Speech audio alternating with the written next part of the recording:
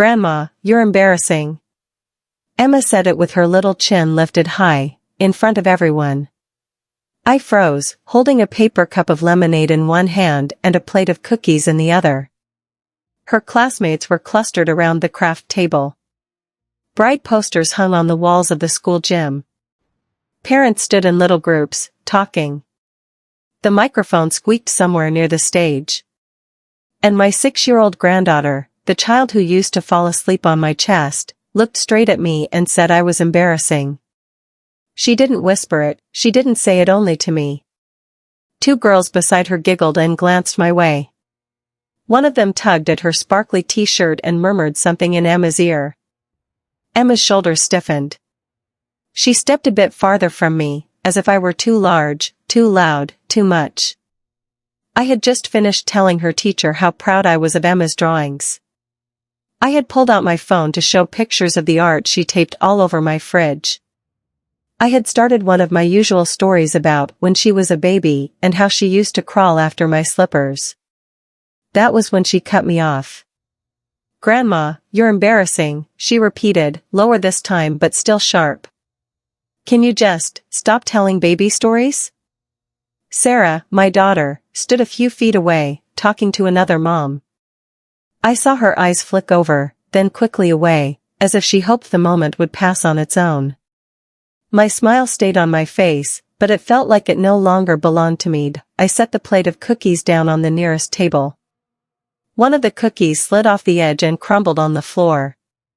I'm sorry, sweetheart, I said quietly. I didn't mean to embarrass you. Emma shrugged and looked at her friends instead. It's fine, she muttered. Just, don't, okay? She turned her back to me. The gym lights hummed above my head. Balloons bobbed near the ceiling, tied with curling ribbons. Somewhere, a child squealed with laughter. The smell of popcorn and glue and floor polish mixed together in the air. I stood there, hands suddenly empty, not sure what to do with them. I had changed my blouse twice that afternoon. I had ironed my slacks. I had baked cookies from scratch, even though my wrists ached when I stirred the dough. I had arrived early so I wouldn't miss a moment of her little school art night. And yet, in that small, sharp sentence, I felt something inside me sit down and go quiet. I backed away from the table, careful not to bump anyone. I pretended to be very interested in the student paintings taped along the wall. My eyes saw colorful flowers and crooked houses, but my mind saw only Emma's small, tense shoulders. By the time Sarah walked over, I had my polite face on again. Mom, everything okay? She asked. You look a little pale. I'm fine, I said. Just tired. It's loud in here. I didn't tell her that her daughter's words were still echoing louder than the microphone. We stayed a little longer. I clapped when the principal spoke. I smiled when other children showed their projects. I watched Emma from a distance. When it was finally time to go, Emma waved quickly at me and rushed ahead with her friends, not taking my hand like she usually did. At home that night, the house felt too big. The plate of leftover cookies sat on my counter. I made myself a cup of tea and forgot to drink it. It cooled beside the sink while I washed the same dish twice. I told myself she was just a child. That's what everyone says, isn't it? Children say things they don't mean. But that didn't stop my chest from feeling heavy as I turned off the kitchen light. Back then, I didn't know that those 4 words from a 6-year-old mouth would change the way I saw my place in my own family. If you've ever felt invisible or too much in front of your own grandchildren, stay with me, you need to hear what happened next. That night, I lay in bed staring at the ceiling fan. The blades turned slowly, stirring the warm air of my small bedroom. The glow from the street light slipped around the edge of the curtains and drew a pale line across my dresser. Grandma, you're embarrassing. I had heard many things in my life. I had been called stubborn, overprotective, emotional.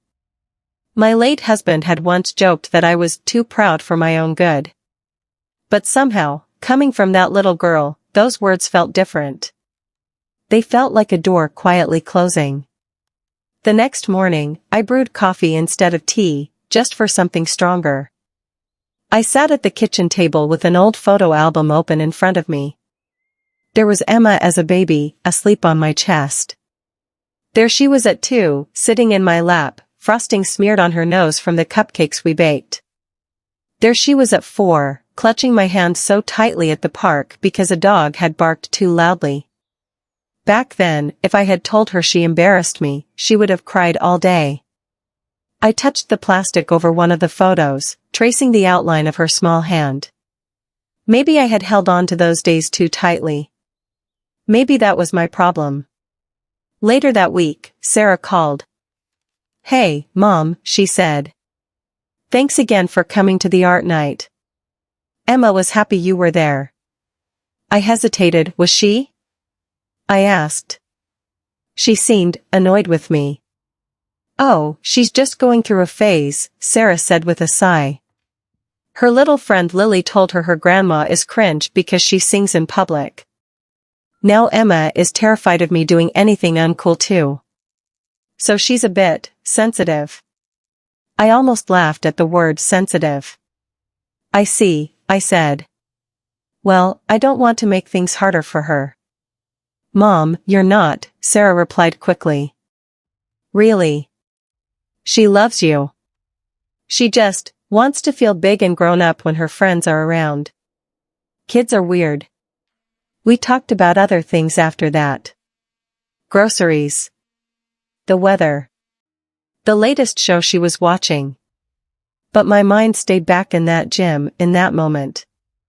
I thought of the way Emma had looked at her friends before she looked at me. For the next few weeks, I pulled back a little. When Sarah invited me over for Sunday lunch, I went, but I no longer brought albums or baby stories. I sat at the table and listened more than I talked. When Emma ran into the living room in her mismatched socks, I smiled but didn't fuss over how cute she looked. I thought I was protecting her. I didn't realize I was also hiding myself. One afternoon, as I trimmed the dead leaves from my potted fern by the window, my neighbor, Mrs. Jenkins, knocked on my door.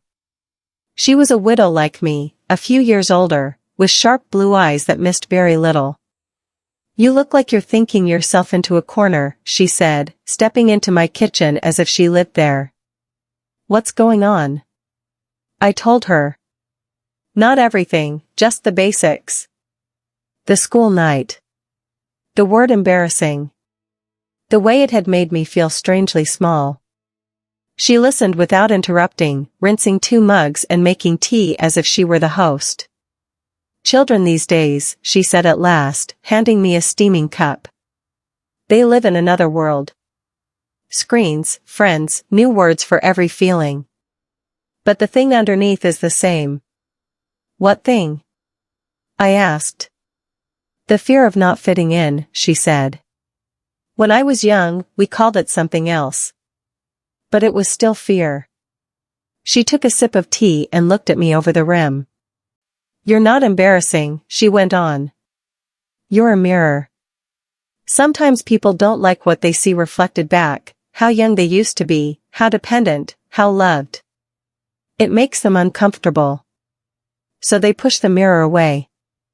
I turned that image over in my mind. A mirror. A burden. A background prop. I had felt like all 3 in the last few years. "So what do I do?" I asked softly. "Stop showing up? Stop being myself?" "No," she said. "You keep showing up. But you do it with your feet planted on your own ground. Not chasing. Not begging. Just standing there, steady. Let them be embarrassed if they must. They'll come back to the mirror when they're ready." I thought that was the end of it. I was wrong. A week later, Sarah called again. "Mom, we have a problem," she said. My heart dropped. "What happened? Is Emma okay?" "She's fine, but there's a class performance next month. They're doing a little show with songs and skits. Parents were supposed to sign up to help, but Mark is traveling for work that week, and my boss just moved an important meeting onto the same day. I tried to rearrange it, but I can't. She paused. I need you, she said. Could you go with Emma? Be there with her, help her get ready, sit in the audience? I remembered the gym. The word embarrassing. The way Emma had turned her back to me. Are you sure she wants me there? I asked. Mom, Sarah said quietly, I know what she said at art night. She told me later she felt bad about it. She's 6, she doesn't know how to apologize yet without making it worse. But she asked me yesterday who was going to come if we both couldn't. So yes. I think she wants you there more than she knows how to say. For a moment, I didn't answer. I looked around my small kitchen. The chipped mug on the counter. The cardigan thrown over the back of a chair. The quiet. I had spent weeks stepping back, trying not to take up space. But suddenly, I saw that space as something else, a place I could choose to stand in, fully. All right, I said. I'll go. In the days that followed, I prepared in my own small ways. I washed my best blouse and hung it carefully so it wouldn't wrinkle. I polished my shoes. I wrote the time and date of the performance on a yellow sticky note and put it on the fridge, as if I were the one who might forget. I also made a decision.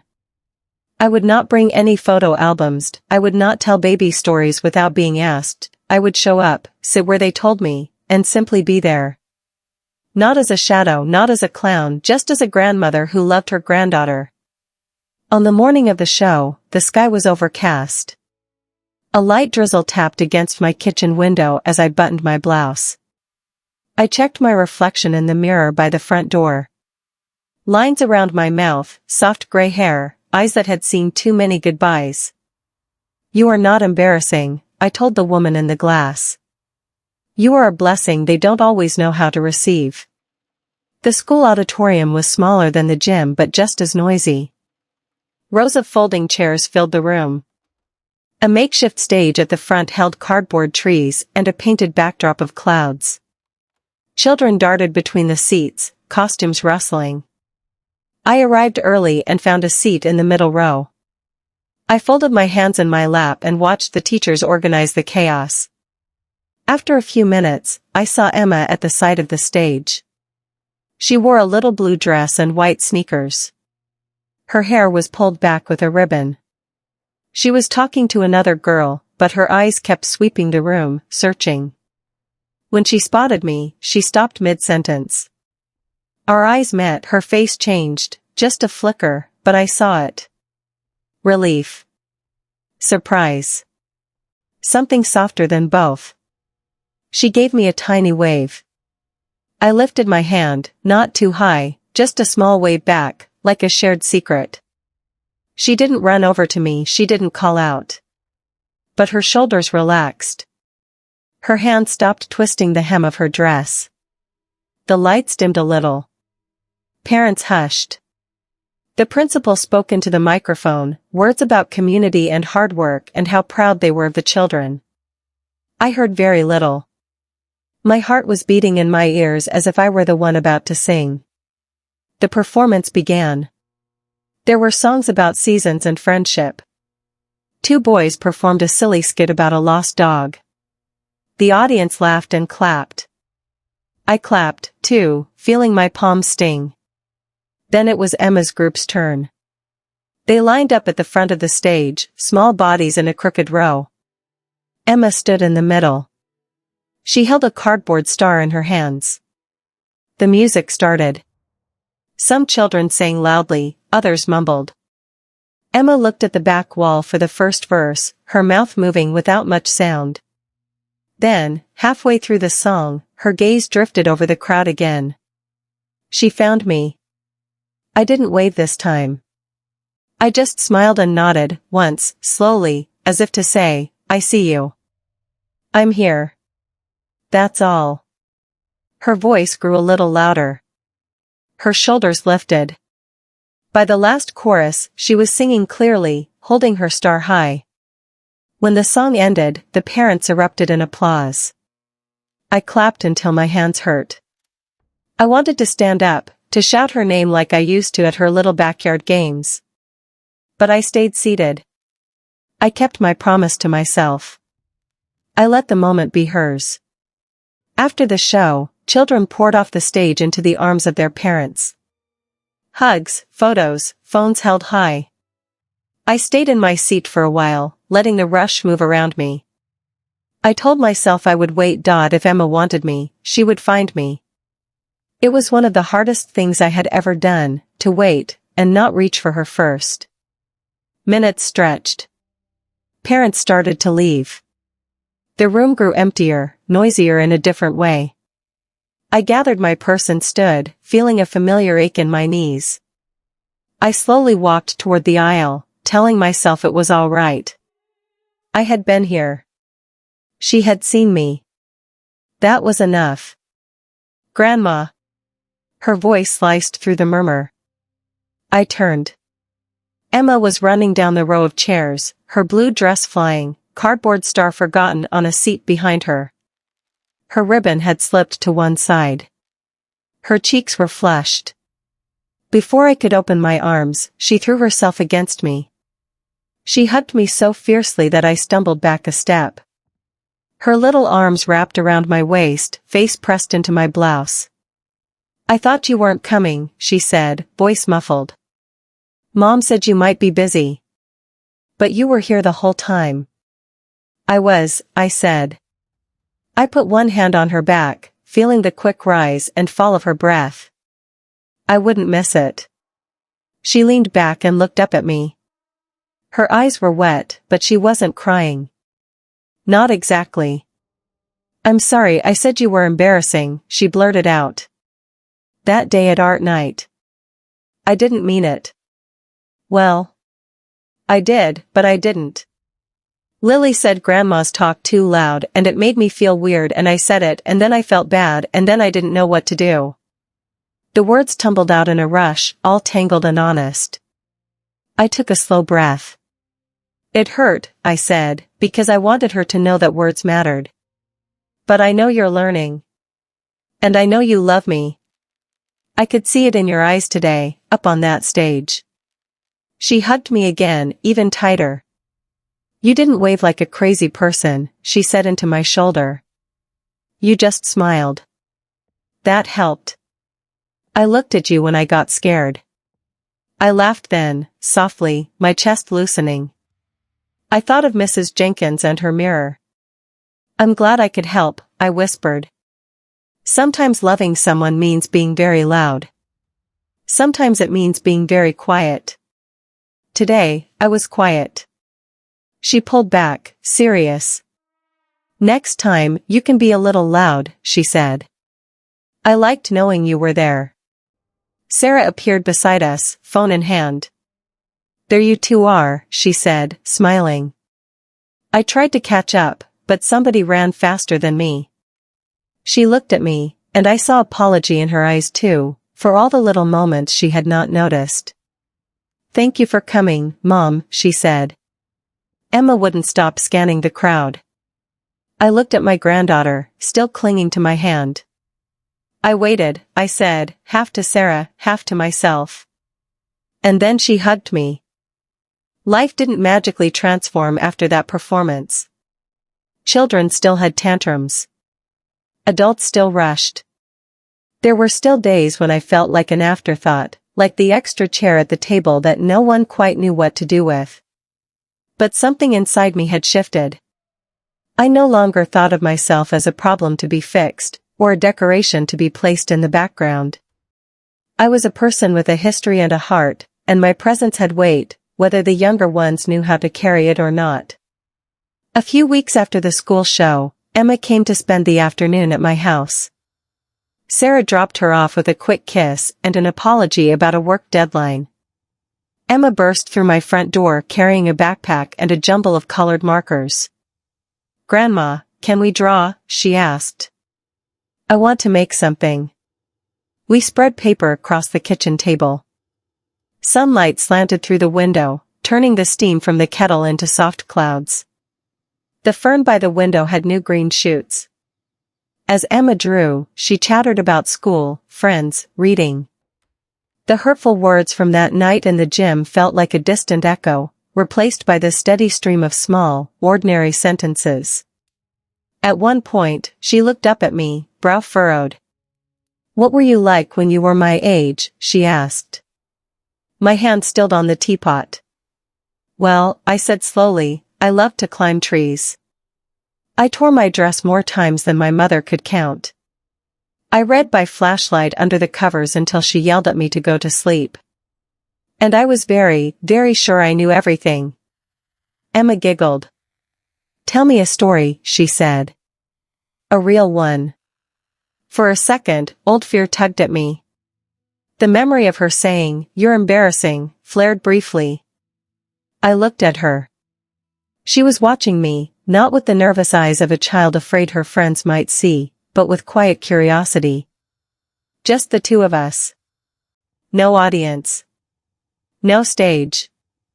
"All right," I said. "But you tell me when you've had enough, okay? I can talk a lot." She nodded solemnly. "I know," she said. "That's why I like your stories." So I told her about the time I slipped out of my bedroom window to watch the fireworks and came back with soot on my face. I told her about the neighbor's dog that used to follow me home from school, and how my mother pretended not to notice that I fed it half my sandwich every day. As I spoke, Emma's marker slowed, then stopped. She listened with her chin in her hands, eyes wide. I realized then that the problem had never been that I had stories. The problem was that I had tried to give them in the wrong moment, in the wrong place, without noticing the small, frightened pride of a 6-year-old girl standing among her peers. I had pushed my love forward too quickly, without leaving room for her to grow into it. Later that day, when Sarah returned, Emma ran to the door, holding a drawing. "Look, Mom," she said. "I drew me and Grandma at my show. See? That's Grandma sitting and that's me singing and that's the star." The picture was wobbly, colors outside the lines, but I could see it clearly. A small figure on a stage, star in hand. A slightly crooked woman in the audience, smiling up at her. A line between them that Emma had drawn in gold. "A connection," Emma explained.